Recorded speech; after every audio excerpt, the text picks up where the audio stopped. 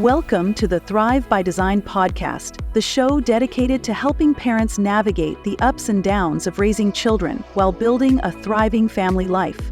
With a background in educational psychology, years of experience as a teacher and principal, and a dedicated parent coach and mentor, Ben brings you practical insights, heartfelt advice, and real-life stories to help you face everyday parenting challenges with confidence and purpose. Whether you're looking to connect more deeply with your kids, support their academic success, nurture their emotional well-being, or simply find moments of peace in the chaos, this podcast is here to guide you. Now, here's your host, Ben McCarthy. Hello, and welcome to this week's episode. Today we're diving into one of the most significant transitions your child will face, moving from grade 7 to high school. It's a time full of growth, change, and yes, sometimes a little chaos, both for your child and for you as a parent. I've had the privilege of working closely with grade 8s and have seen this transition firsthand. The excitement, the challenges, and everything in between.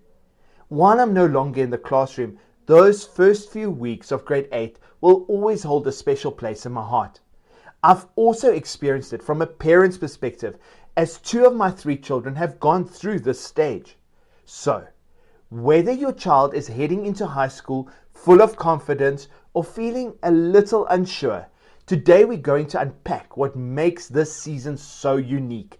I'll share some stories, including one about deodorant, offer tips for supporting your child, and explore how faith, patience, and love can help guide you both through this big adjustment.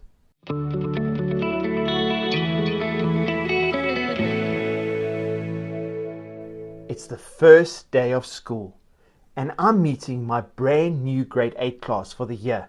This is directly after break. Now let me set the scene properly. I've just enjoyed one of teachers' greatest pleasures. Yes, a cup of coffee.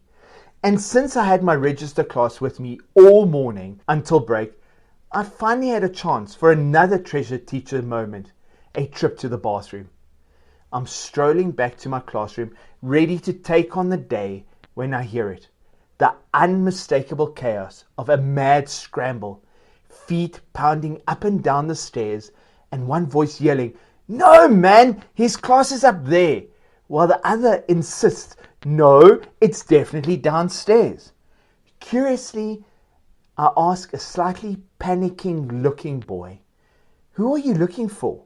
He stops dead, eyes wide like deer caught in headlights. Mr. McCarthy's class, sir," he says, clearly overwhelmed. And guys, the poor little kiddo didn't even realize he was talking to me. With my best reassuring teacher smile, I say, "Follow me, my boy, and tell your classmates to do the same." He lights up with nervous energy, like a young adventurer stepping into the unknown. "Whew, this is big," he whispers, more to himself to me. When we finally arrive, I'm standing at the door, greeting each other as they walk into the class. Some are bouncing with excitement.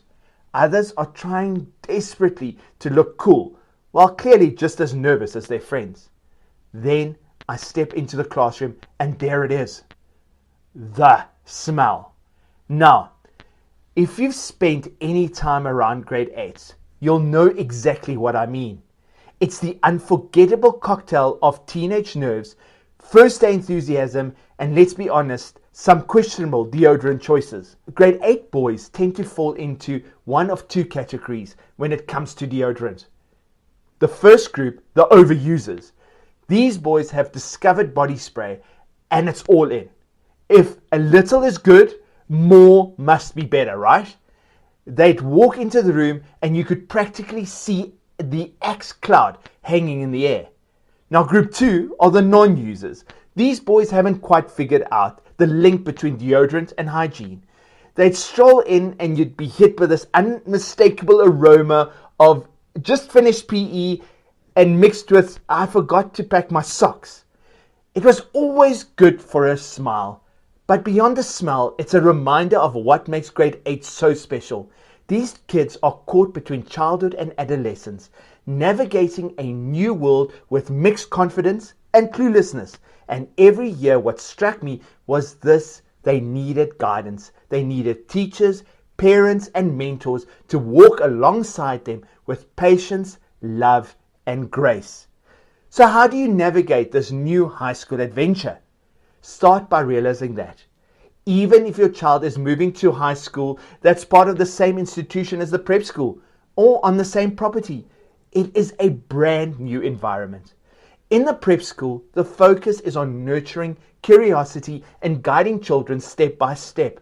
But high school, the emphasis shifts towards independence and preparing for that all-important school leaving certificate. In a single day, a teacher might go from guiding a room full of nervous grade 8s to teaching matrics through their final stretch. It's a huge shift, and it's important to give teachers grace as they navigate these different demands. For your child, this new environment might mean their friendships start to change. Their close-knit group from the primary school might begin to drift apart as interests, social circles evolve. It can be unsettling, but it's a normal part of growing up. As a parent, here's how you can help. Encourage new friends. High school is an opportunity to meet new people and explore interests. Create safe space for communication. If your child is feeling left out or struggling socially, be there to listen.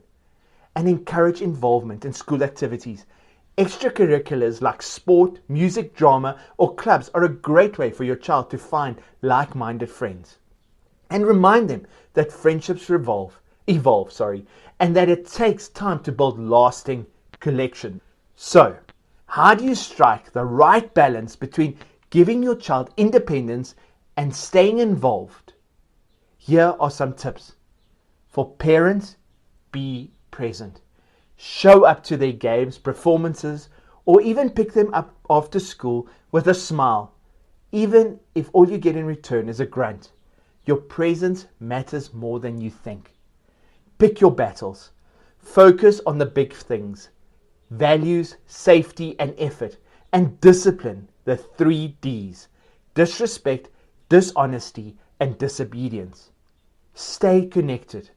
Create moments for conversations like playing mad, sad, and glad at dinner, where everyone shares something that made them feel each one of those emotions.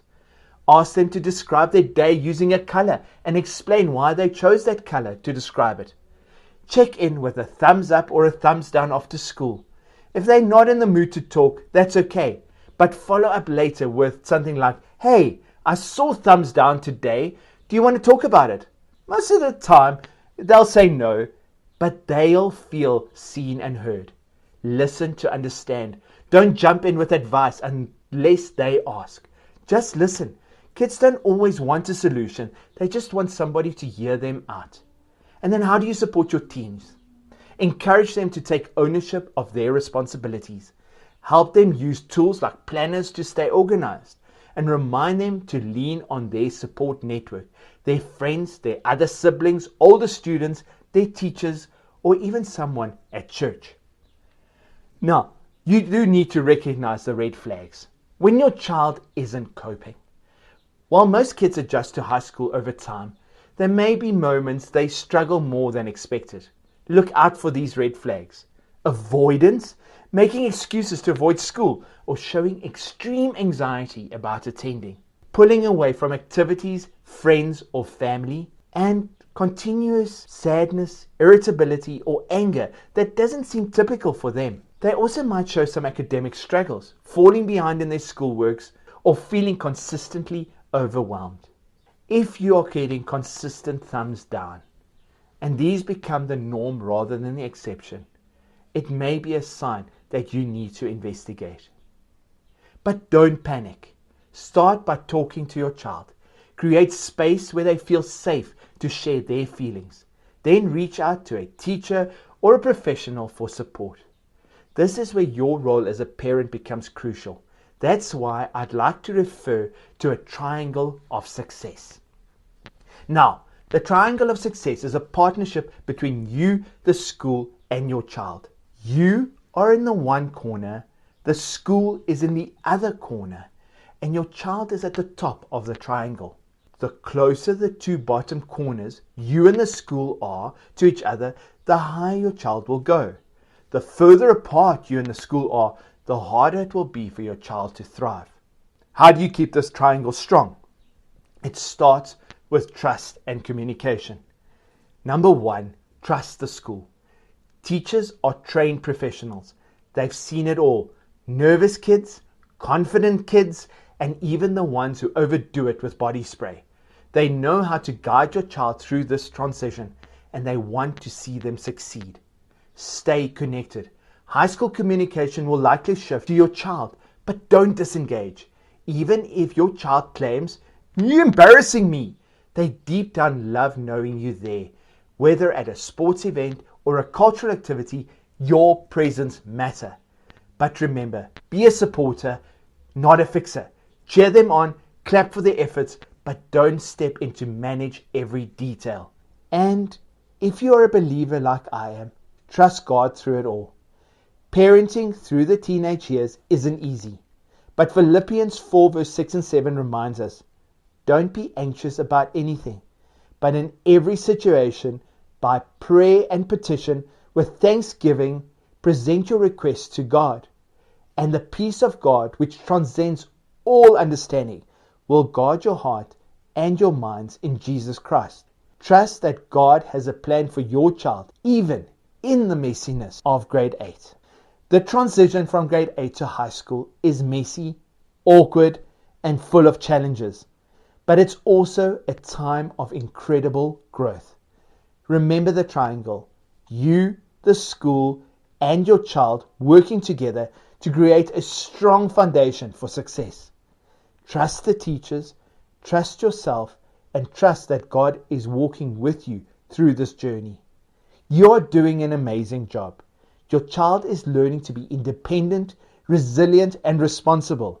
And with love, patience, and faith, they will thrive by design. That's it for this episode of Thrive by Design. If this episode encouraged you, please share it with another parent who might need it. Contact Ben if you need more parenting insights or help by visiting his website, youthrive.coza. Remember, you're doing better than you think. God's got you, and together we can thrive by design.